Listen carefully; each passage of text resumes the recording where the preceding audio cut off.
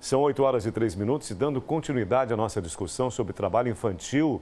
De 2014 a 2018, o Ministério Público do Trabalho registrou mais de 21 mil denúncias de trabalho infantil. Na média histórica, o Ministério Público do Trabalho, MPT, calcula que haja de 4.300 a 4.500 denúncias de trabalho infantil por ano. Sobre esse assunto, vamos conversar agora com o procurador-chefe do Ministério Público do Trabalho, doutor Raimundo Ribeiro. Doutor, seja muito bem-vindo. Bom dia ao senhor, tudo bem? Bom dia, senhor.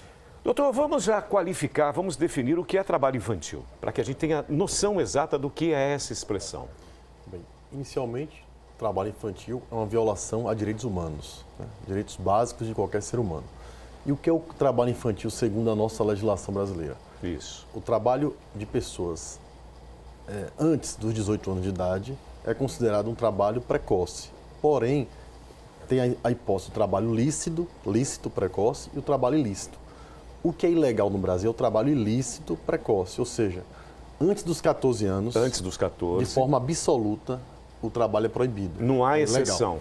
A única exceção, como toda regra tem uma exceção, que se permite a jurisprudência, a doutrina, é justamente a questão do trabalho infantil artístico. Atividade artística, novelas, cinema, desde publicidade. Desde que com autorização judicial, com acompanhamento dos pais, obrigatoriedade de acompanhamento escolar, psicológico, aí é permitido o trabalho infantil artístico. E sem te interromper, jogador de futebol também ou não? Atleta, mini-atleta, enfim? Esses, na verdade, não são profissionais. Eles não são. Ainda não são. Ainda não são. Eles estão em formação ainda. Então, não pode ser considerado exatamente um trabalho. Perfeito. Só que a legislação também permite que o trabalho, a partir dos 14 anos, na modalidade de aprendizagem profissional, também há essa possibilidade pela legislação. Só que é um trabalho protegido. O que se visa na aprendizagem profissional é a formação do ser humano trabalhador. Então, se observa muito mais a formação desse trabalhador do que a sua própria produtividade. Então, essa é a lógica da aprendizagem profissional. Perfeito. Além disso, a partir dos 16 anos é o que a gente chama de trabalho, a capacidade relativa para o trabalho. Já pode ter carteira assinada, não apenas como um contrato de aprendizagem, agora, por exemplo, no comércio, desde que não exposto a bebidas alcoólicas, a ambientes insalubres, perigosos, proibição do trabalho noturno. Por quê? Porque a capacidade para o trabalho plena só se dá a partir dos 18 anos. No trabalho doméstico, especificamente, muda alguma coisa, alguma regra, doutor? O trabalho doméstico é proibido para menores de 18 anos. Não há exceção para o trabalho doméstico. Não tem exceção. E qual a razão que só se pode realizar o trabalho doméstico aos 18 anos? Tem alguma razão específica? Primeiro, porque a criança, o adolescente, não tem sua formação plena, inclusive psicológica. O trabalho doméstico requer a transferência, a alteração de um seio familiar para outro. A família, a criança e o adolescente, inclusive, muda de família, vamos dizer assim, de local de convivência. Além disso, o trabalho infantil doméstico é uma das piores formas de trabalho infantil reconhecidos pela ONU, ou pela OIT, a Organização Internacional do Trabalho, e pela própria República Brasileira, como uma das piores formas de trabalho infantil, porque coloca a criança e o adolescente em situação de exposição, inclusive sexual.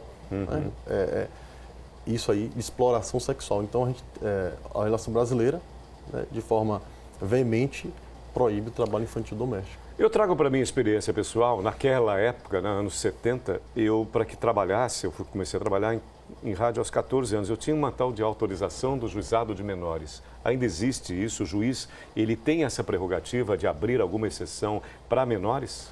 Fora a aprendizagem aos 14 anos e o trabalho infantil artístico, não há essa possibilidade. Essa cultura da autorização judicial tem que ser retirada, tem que ser abolida do nosso ordenamento jurídico, porque isso tem provado que o trabalho substituindo a educação é danoso, inclusive para a formação profissional desse cidadão.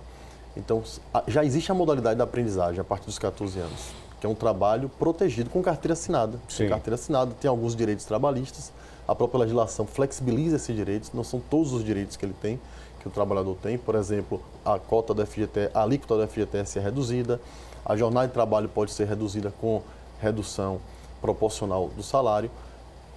Ou seja, já uma flexibilização para facilitar a contratação de aprendizes. E é um dever legal das empresas, exceto as micro e pequenas empresas que estão dispensadas, seria uma faculdade apenas dela contratar aprendizes, as demais empresas são obrigadas a contratar aprendizes. Certo. Ontem nós conversávamos, mostramos aqui um mapa muito interessante sobre o trabalho infantil aqui no nosso estado e também para ilustrar, nós temos um filmete, nós vamos exibi-lo agora. Pode ser, Pedro? Vamos exibir então? Coloca, por favor. Ai, a gente devia ter trazido o carrinho de feira. Essas sacolas estão bem pesadas. Oi, tio, vem comigo. Deixa que eu levo pra vocês. Qual o seu nome, rapazinho? Meu nome é Lucas, tia. Mas isso aqui tá muito pesado pra você. Sabe o que é? Às vezes eu fico meio quebrado, mas eu dou conta. Pois você não devia estar fazendo isso. Onde tá seu pai? Ele tá ali, ó. É que ele já trabalhou a semana inteira, e eu também. E eu tenho que arranjar uns trocados pra ajudar em casa. Tá acontecendo alguma coisa, filho? Pai, eles estão dizendo que eu não devia estar trabalhando. Mas eu mesmo comecei a trabalhar logo cedo. Tudo bem que eu larguei a escola, mas o Lucas continua estudando direitinho. Muita gente acha bonito ver crianças trabalhando, mas não é. Esse cansaço prejudica a criança nas atividades dela, como estudar, ir à escola ou se divertir com os amigos. Ele não pode trabalhar, e isso é um direito garantido pela Constituição Federal. E agora? O que eu faço com o menino?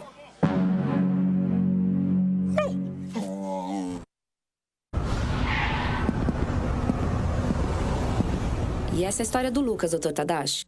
Era muito peso. Nem o João estava aguentando direito as sacolas. Você está certa em não ter deixado o menino levar as sacolas, Larissa. Isso acaba atrapalhando o desenvolvimento da criança e pode causar danos irreparáveis à saúde no presente. Olha, é absolutamente real, porque esse filme traduz as imagens, doutor, que nós mostramos. Podemos exibi-las? Nós exibimos, claro que preservando a identidade desses garotos. Olha só, são garotos, nós mostramos ontem em reportagem do nosso BG Amanhã, exatamente esses garotos trabalhando em feiras livres. O doutor pode comentar? Sim. O que acontece?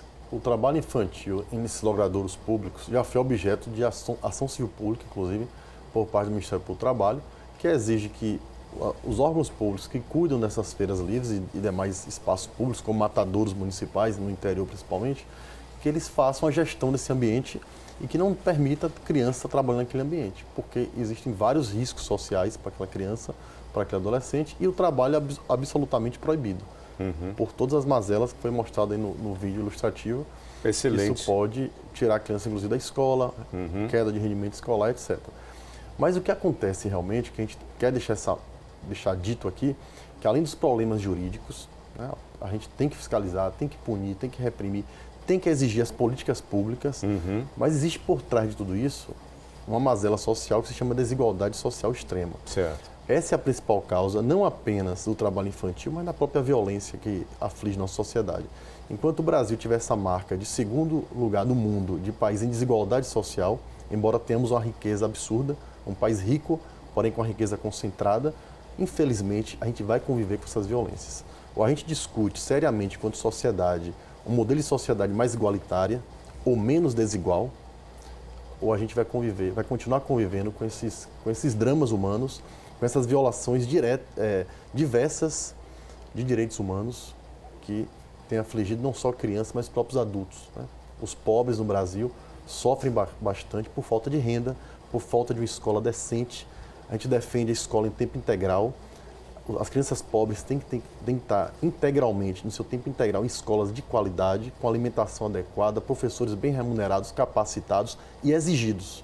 Profissionais devem ser exigidos, mas para exigir desses professores também tem que ter uma condição de trabalho adequada.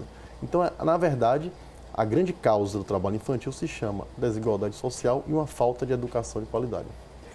E exatamente, vamos mostrar, mesmo que rapidamente, a professora Josefa, da Universidade Federal do Sergipe, esteve conosco e nos mostrou esta imagem, doutor Raimundo, exatamente mostrando que a concentração maior do trabalho infantil é um estudo de mestrado muito importante, desenvolvido na Universidade Federal, mostra exatamente a concentração no interior, sobremaneira no sertão e também o trabalho infantil realizado no campo e a diferenciação do trabalho infantil desenvolvido no campo e na cidade, na grande cidade. Interessante. Sim.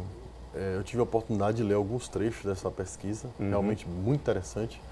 E essa pesquisa revela, inclusive, os malefícios, né? O trabalho no campo tem um malefício da falta qualquer de fiscalização. A fiscalização é muito precária no interior do estado. Certo. Né? Porque não existe uma estrutura adequada também de fiscalização.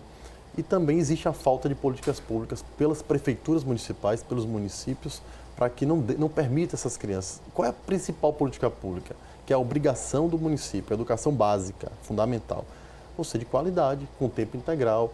A creche também é importante para que os pais possam ir para o trabalho, deixando os filhos no lugar adequado, com alimentação adequada.